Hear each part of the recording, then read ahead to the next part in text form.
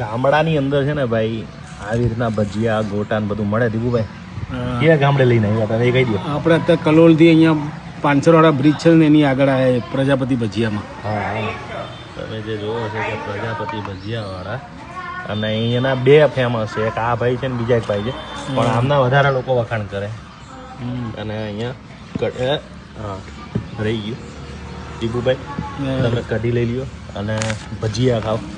જો ગામડાઓની મજા છે ને ભાઈ આ જ છે. ભજીયા ખાઈને કજિયા કરે પણ કજિયા ના કરે, ભજીયા ખાઈને. અરે આવા વરસાદમાં આવા લીલોતર વાતાવરણમાં આમ મસ્ત જો ખેતર છે આજુબાજુમાં. મને છે ને ઉત્તર ગુજરાતમાં છે ને મરચા બહુ મજા આવે, કટ કરે ને મીઠું નાખીને ખવડાવે. હાલો દીપુભાઈ, પ્રજાપતિને ભજીયા ખાવા આવશે ને બધા? આવશે. હવે બાજુ નીકળતું એટલે આવી જવાનું, કે સ્પેશિયલ કે હવે ધક્કો ના કરવાનું હોય.